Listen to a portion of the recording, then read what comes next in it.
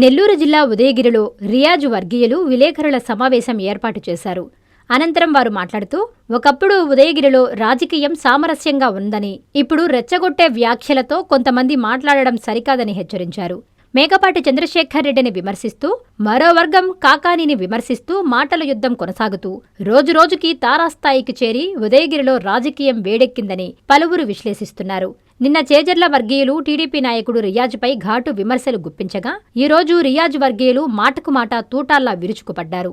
ఒకరిని విమర్శించే ముందు మనల్ని మనం ఆత్మపరిశీలన చేసుకోవాలని ముస్లిం మైనారిటీ నాయకులు ఎద్దేవా చేశారు.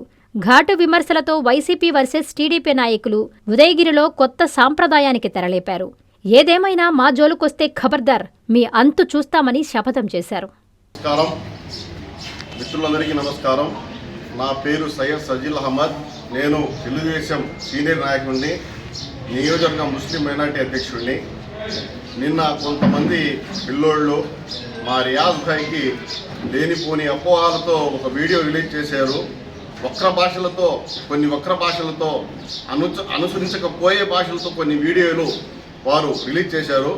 ఇది ఖచ్చితం కాదు, కరెక్ట్ కాదు. రియాజ్ భాయ్ని 420 అన్నారు కొంతమంది. వాళ్ళు తాటాకు చెప్పలకు మేము భయపడము. రియాజ్ భాయ్ 24 క్యారెట్ లాంటి మనిషి. రియాజ్ భాయ్ నిరంతరం ప్రజల కోసము, ఆయన సర్పంచ్గా ఉన్నప్పుడు నిద్రాహారాలు మానుకొని ఎంతసేపు ఉదయగిరి పంచాయతీ బాగుండాలి, ఉదయగిరి ప్రజలు బాగుండాలని చెప్పేసి తపనతో నిరంతరం పనిచేసిన వ్యక్తి అతను. అతని మీద మీరు 420 కేసులు పెట్టడం ఇది సమంజసం కాదు. పిల్ల పెత్తనాలు మీరు మారుకోండి. రియాజ్ భాయ్ ద్వారా మీరు ఎన్ని కార్యక్రమాలు, ఎన్ని పనులు చేయించుకోలేదో మీరు గుండె మీద చేతులు వేసుకొని మీరు కళ్ళు మూసుకొని ఊహించుకొని చెప్పుకోండి. మాట్లాడితే ఆయన 420, ఆయన లాంటి వాళ్ళు మీరు చేసే ప్రతి పనులు మేము వేలు పెడతాము. వేలు ఎక్కడ దాకా పెడతావు, ఎవరికి పెడతావు, నువ్వు ఎవరి వస్తువులు ఏం చేసుకోగలుగుతావు, ఏం తీసుకోగలుగుతావు, మేము నిలబడతాం చూసుకుందాం. కానీ గౌరవంగా మాట్లాడాలా. అయ్యా సుబ్బారెడ్డి, చేజల సుబ్బారెడ్డి, నువ్వు అసలు మనిషివేనా? 2 గంటలు వచ్చిపోయినావు కదా మా క్యాన్వాజీకి, టీడీపీ క్యాన్వాజీకి. నేను ఎలక్షన్లో 2 గంటలు మారిపోయినావు పార్టీ నువ్వు. మమ్మల్ని తగులు పెట్టి నువ్వు బెంగళూరులో పోయి ఉత్సాహాలు చేస్తావు. నువ్వు ఇంత మాత్రం మనిషివయ్యా? పంగాజు బ్యాచ్ నువ్వు తీసుకొని మా మీరు చూపుతావు. జాగ్రత్తగా మాట్లాడు. రాజకీయాల్లో రాజసంగా మాట్లాడు. మా తెలుగుదేశం పార్టీ, మా తెలుగుదేశం కార్యకర్తలు, మా రియాజ్ భాయ్ నాయకులు అందరూ గౌరవంగా ఉండే పార్టీ, గౌరవాన్ని ఆదర్శంగా తీసుకునే పార్టీ. కాబట్టి మేము ఆ వీడియోని గౌరవంగా స్వీకరించినాం. మేము కానీ రోషంగా స్వీకరిస్తే వాడు ఎవడైనా, ఎంత పెద్ద నాయకుడైనా మేము సహించము. ఎందుకంటే మా పార్టీ సూక్తులు, మా పార్టీ నాయకులు, మా పార్టీ చంద్రబాబు గారు. ఈరోజు ఈ మాట్లాడడానికి కారణం, నిన్న ప్రెస్ మీట్ పెట్టారు. షేక్ ఎంఏ గాజుల షారూక్ అని చెప్పి గర్వంగా చెప్పుకుంటున్నాడు. నీ బతికేంది, నువ్వు మాట్లాడి మాట్లాడింది. ఓట్లకి డబ్బులు కావాలంటే స్లిప్పులు తీసుకొని వచ్చి నేను ఇచ్చాను కదా నీకు 4 ఓట్లకి స్లిప్పులు డబ్బులు.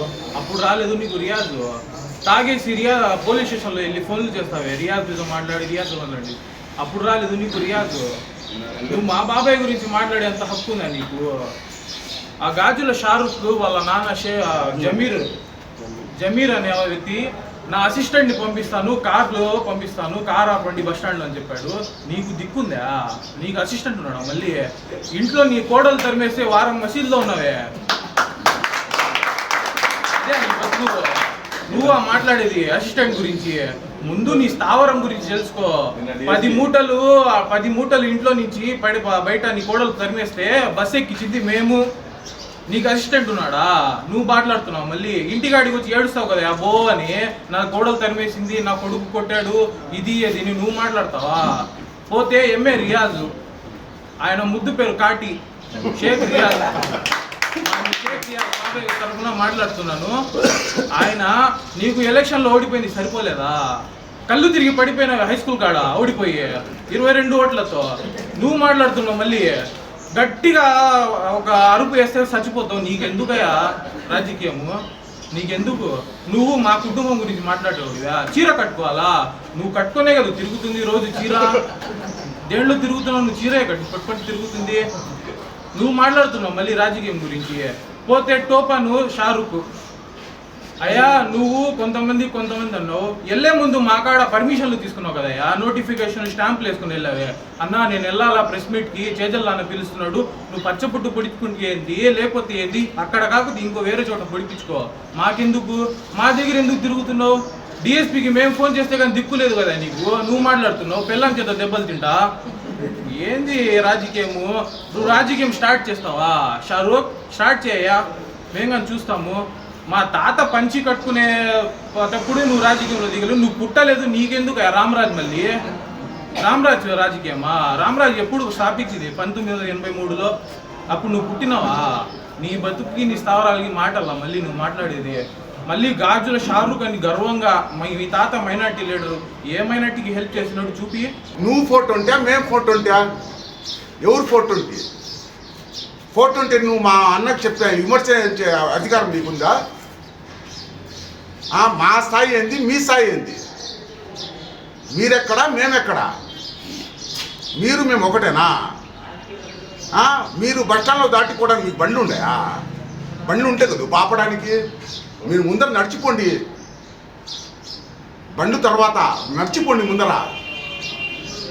మా అన్న జోలికి వస్తే ఎవరైనా ఏం ఇప్పించేది ఏం లేదు, నడిచిపోండి ముందర. మీరు ఉన్నట్టున్నావు, నాకు గుర్తుందన్నా, నాకు గుర్తుంది. నేను నేషనల్ డాబాలో పనిచేసేటప్పుడు సప్లయర్గా నువ్వు నా దగ్గర పనికి పిలిచావు, నీకెంతో గౌరవంగా మర్యాదగా మాట్లాడేవాడిని. కానీ ఈ గంజా బ్యాచ్ని, మందు బ్యాచ్ని తీసుకొని వచ్చి చిల్లర బ్యాచ్ని డబ్బులు ఇచ్చి నువ్వు మాట్లాడించడం కాదు. అభిమానం అంటే ఇలా ఉండాలి, చూసుకో. ఒక పిలుపుతో వస్తారు ఎవరైనా సరే. నువ్వు 40,000 రూపాయలు తీసుకున్నానని చెప్తున్నావు, రుజువు చేయి. మగోడివి అయితే నువ్వు రుజువు చేయమని చెప్తున్నాను. నిన్న నువ్వు ప్రెస్ మీట్ ఇచ్చావు, వెళ్ళిపోయావు. నువ్వు చెప్పావు నువ్వు ఈరోజు నెల్లూరులో ఉన్నావు, అక్కడ ఉన్నావు, ఇక్కడ ఉన్నావు. ఇప్పుడు చెప్తా చూడు నువ్వు ఎక్కడున్నావో. నువ్వు ఏడున్నావు? దుత్తులు డాబాలో మందు అవుతున్నావు, ఏడిపోయావు. మొన్న నువ్వు చెప్పడం వెళ్ళిపోవడం మగతనం కాదు. రా, ఇక్కడ ఉన్నావు, ఇడికి రా, ఆడికి రా, అది చేస్తానడం కాదు. నువ్వు మొగడైతే ఇక్కడికి వచ్చి అనకట్ట దాటిపో, సవాల్ చేస్తున్నా. ఉదయగిరి అనకట్ట దాటిపో. అది మరాతనం కాదు. గౌరవం అనేది ఇచ్చిపుచ్చుకోవాలి. ఇది నువ్వు కరెక్ట్ చేయడం లేనా? నువ్వు ఎక్కడో ఉండి మాకు గొడవలు పెట్టేసి మీరు గొడవ పెట్టుకోండి, తర్వాత మేము వచ్చి చేయి కలుపుకొని భుజాలు కలుపుకుంటామనడం తప్పు. మనల్ని మనం గొడవ పెట్టబాక. ముందు నీకు ఇన్న గౌరవాన్ని నువ్వు కాపాడుకో. ఈ చిల్లర బ్యాచ్లు మొత్తాన్ని పిలిపించుకొని ఒక కౌన్సిలింగ్ ఇచ్చుకో, ఎలా మాట్లాడాలా, పెద్దలతో ఎలా మాట్లాడాలా అని. షౌకార్ మీ ఇంటికి షౌకార్, మా ఇంటికి కాదు. మా ఇంటికి మేమే షౌకార్లం, గుర్తుపెట్టుకో అన్న. ఇది మర్యాదపూర్వకంగా మాట్లాడడం తప్పు. మళ్ళీ చెప్తున్నాను, ఈ చిల్లర బ్యాట్లు వేసుకొని 90కి కోటర్కి అడుక్కునే వాళ్ళని పంపించి మాట్లాడించడం తప్పు. నువ్వు డబ్బులు ఇచ్చి పిలిపించుకుంటావేమో. ఈ రోజుకి సర్పంచ్ పదవిలో ఉన్నా లేకపోయినా మన రియాజ్ అన్న ఊరు మొత్తం గౌరవిస్తారు. ఎవరైనా మగవాడు ఉంటే ఈ సర్పంచ్గా పోటీ చేసినాడు, ఇప్పుడున్న ప్రజెంట్ ఎవరైనా సరే రియాజ్ అన్నని గౌరవం లేకుండా ఎవరైనా వచ్చి నిలబడాల్సిందే. ఆ గౌరవం కూడా నీకున్న గౌరవం పోగొట్టుకున్నావన్నా. ఈ రోజుతో చెప్తున్నా, నీ మీద ఎంతో అభిమానం ఉండేది అన్న. సుబ్బారెడ్డి అన్న ఎటున్నా ఎక్కడున్నా మా మనిషి అనుకునే వాళ్ళం. కానీ ఈ రోజుతో నిన్న ఇచ్చిన ప్రెస్ మీట్ వల్ల నీకున్న చిన్న గౌరవం కూడా లేదు. చెప్తున్నా అన్న, వీళ్ళు వాళ్ళు కాదు. నా పేరు షేక్ మస్తాన్, సినిమా సెంటర్ దగ్గర ఉంటాను. ఎవరు వచ్చినా అడిగితే చెప్తారు. మగోడైతే మీ చిల్లర బ్యాగ్ని పంపించు, అన్నే ఉంటా. ఎవరు అవసరంలా ఈ నుంచి అడగట దాటిపోవడం. వాడా నేనా? అసలు ప్రెస్ మీట్ ఇచ్చిన వాడు కూడా ఊళ్ళో ఎవరికి తెలియదన్నా. కనీసం ఎప్పుడో అమాస్ పుణ్యానికి ఒక బ్యానర్లో కనబడుతాడు, ఎందుకంటే నీ కాడ డబ్బులు తీసుకోవడానికే. తర్వాత రోజు కనబడ్డరు చూపించే ఎవడైనా ఉంటే చూపితన్నా. ఏదో నువ్వు వాళ్ళని వేసుకొని వాళ్ళు పెద్ద షౌకార్ బ్యాచ్, వాళ్ళు ఉంటారు, వాళ్ళ పెద్ద కుటుంబము, వాళ్ళంతా మనం కలుసు. ఎవ్వరేం చేయరన్నా, గుర్తుపెట్టుకో. రియాజ్ అన్నం దాటి ఊరోళ్ళు ఎవరు పోరు, అందరు రియాజ్ అన్న మనుషులే.